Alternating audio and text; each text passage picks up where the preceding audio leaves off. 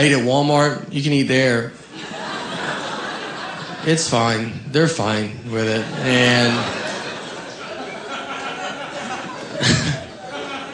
Walmart's great. They're always open. No one likes, no one likes Walmart, but they're always open. That's why they're great. There was a fire at a Walmart, and they did not shut down. They remained open during the fire. Like, some people didn't even know there was a fire. Other people thought they were just selling fire. Like, that's not that crazy of a thing. I'm a Walmart guy. I think I'm in the middle, I'm not Kmart. I'm not Target, I'm not old money. I don't think I'm better than everybody. I'm just right in the middle. You ever go to Kmart? Like, Kmart doesn't even look open when you go in there.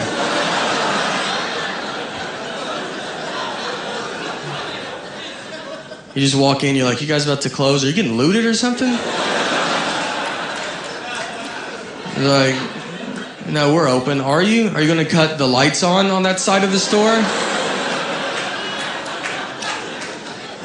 Maybe get some stuff, Kmart looks like where you go buy stuff if you're about to open a new Kmart. If you needed shelves for your Kmart, you'd go in there and be like, this is good. I think we're going to do it right here. There was a lot of Kmarts here in New York. I lived here for 8 years, and I love New York. I love the driving. That's what it's like. See, I think we should all learn how to drive in Manhattan. And because it's great. Everybody honks at everybody, just screaming, yelling. That's how it should be. Growing up in the South, no one honks ever. People just sit at lights, and they're like, if you don't want to go, I totally understand. I'm probably not going to go when I get up there. So let's just wait it out, Let's let traffic die down, and we'll get home tomorrow. I once had to take my car to get it fixed, and I go to this mechanic. It looked like it was just this dude's house. And I go inside, and there was a line. There was people in there. So we're sitting there. They were taking forever, and we're all getting pretty upset about it. Finally, one of the fellow customers just starts yelling at all the employees, and I was like, this guy's great. I loved it. I would never do it, but I like when other people do it. So I was like, good for you. Just keep yelling at him. And he keeps yelling, and then a mechanic comes over and is like, you got to calm down. You can't yell at us like that. And the guy keeps yelling. I'm like, this guy's great. He's getting stuff done, nothing can happen. I was wrong. Because they fist fought him. They fist fought him, and then they just dragged him outside, and we just watched it. We were moved up, and we're like, that's crazy, right? And just I guess that's what goes on here. That's an employee handbook. It's like, what are you gonna do if someone gets upset? Well, you to fight them in front of the other customers so they get it. And then drag them outside so people driving by get it as well.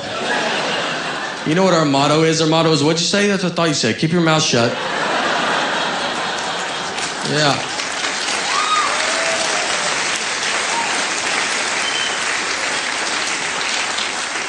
You know what? I tweeted about it when it happened, afterwards. I thought it was funny. And they found me. That's how crazy they were. They found it on Twitter, and they were like, hey, could you follow us so we can send you a message? I was like, how about I got the message, all right? I got it. I'll delete the tweet, don't worry about it. They were crazy. I love the craziness of, New York. Homeless people everywhere, that's great. They're everywhere, though, all over the country. They travel really good. And you go by, you ever see homeless, because you see them asleep on the sidewalk, and I always feel bad, but every time I go, a homeless guy is asleep, I always notice they go to bed at a very reasonable hour. So just walk by. You'll be 9 o'clock. You're like, that guy's going to get a solid 8 hours. I'm going to toss and turn. He'll be to work on time, One homeless guy, he asked me for money, and I was like, all right, here.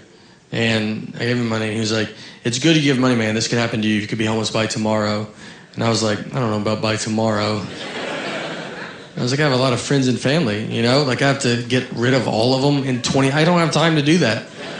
I would have to kill them all, and then I would just go to jail. I still wouldn't even be homeless. So I don't even think I could be homeless, It'd take a long time. Very forced. Maybe that's what his message was. Maybe that was good. I don't know.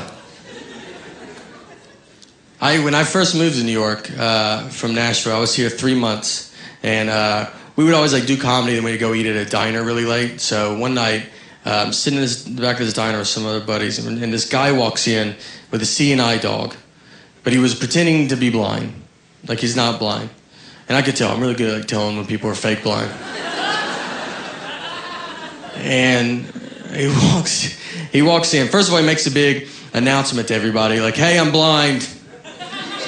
I'm blind, everybody. And he started just walking around, just knocking everything off everybody's table. Like, oh, I wish I could see what's going on, but I can't because I'm blind. And he had a CNI dog, but he was leading the dog around the whole time. Like the dog never got in front of him. And I was like, it doesn't work like that. You know, I don't think the dog builds confidence. And he's like, why don't you do some of these on your own? I just want to see, like, you know, what I'm dealing with. So I'm watching all this happen. I'm getting pretty upset about it, you know, because I just moved to the north from the south, so I still cared about people at this point. And now I've been beaten down by New York. Now if someone like died in front of me, like really right in front of me, all right, yeah.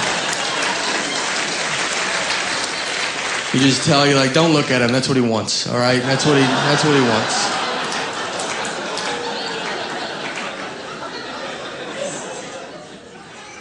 So I'm like, all right, I gotta say something. So they said they kicked him outside. I get out there.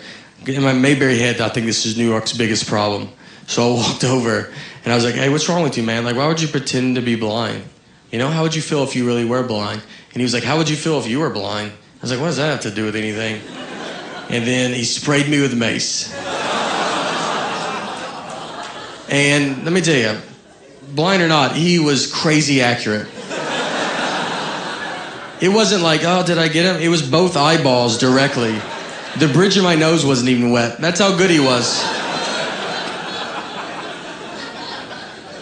Call my mom and you're gonna tell me the number.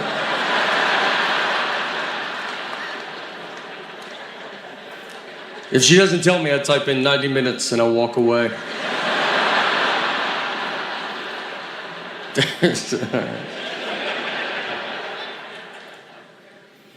I do my own laundry. Thanks. Thank you. I think that's what it deserves.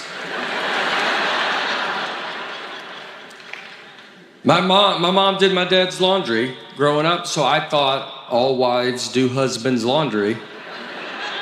And I've always done my own. And to be honest, I felt it had been forgotten about over these past 17 years. The sacrifice I was making that other husbands didn't have to make.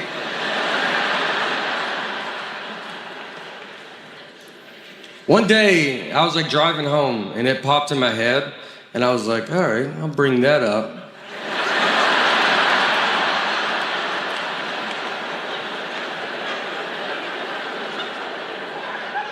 I mean, I didn't bring it up that day, you know. I was like, I'm sure there'll be a time where we'll be in some fight, I'll be losing this fight, and then I just come, I'm like, I do my own laundry.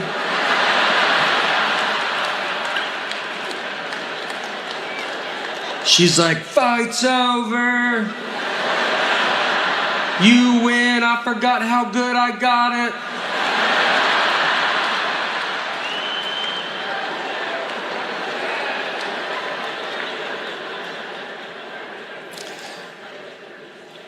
So I sit on it for like 6 months, like a long time.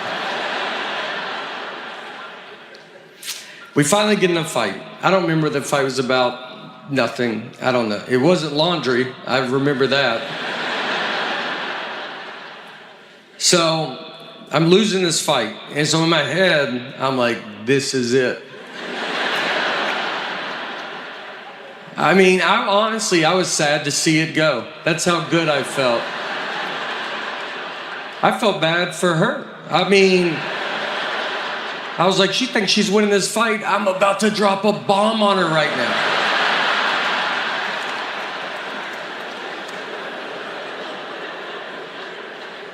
So just out of nowhere, I just go, I do my own laundry. And I mean, I said it like, they don't make them like this no more.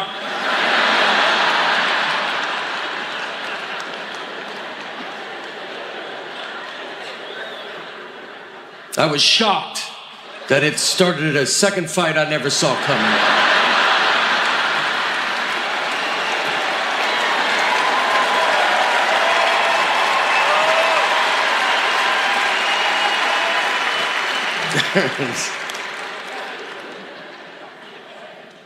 We do laundry very differently. She'll read the labels, I'll wash a rug and a suit together. I don't know. You don't put your shoes in there? Put your shoes. The washing machine's always a foot from the wall when I get done.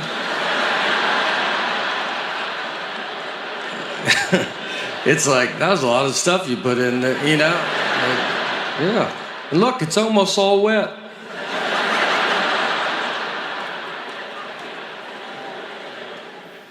I travel a lot, obviously, so she'll be at home with our daughter. We have a wonderful daughter, as you have seen. And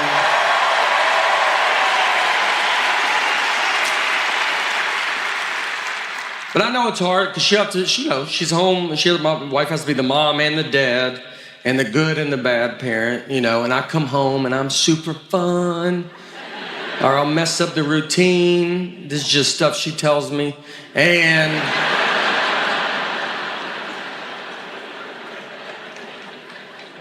like when I go home, I'll go lay in bed with our daughter and then we get in trouble for talking. I'm not the one talking, by the way, but we get yelled at as if I'm the one talking.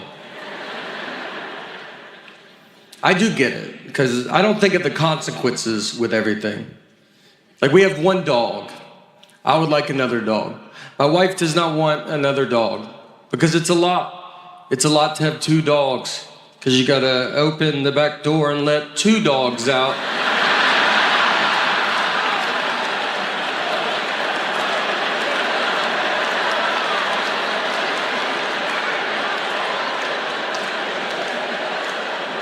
Then you shut it.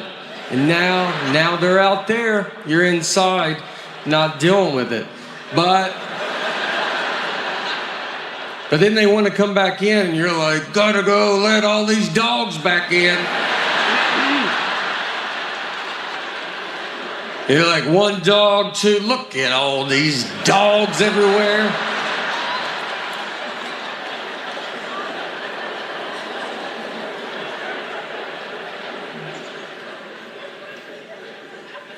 Look, to be honest, I've never taken care of the one dog we have, but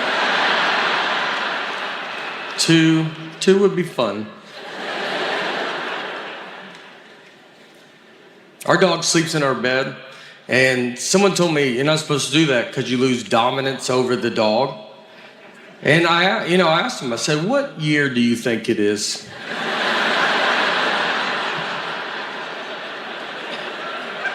These are all doodles. They're barely dogs. It's a person. They're people. This guy acts like it's 1980 when you kept the dog outside all year. Those you needed dominance over. You had a wolf in the backyard. Friends come over, you want to go outside? I wouldn't.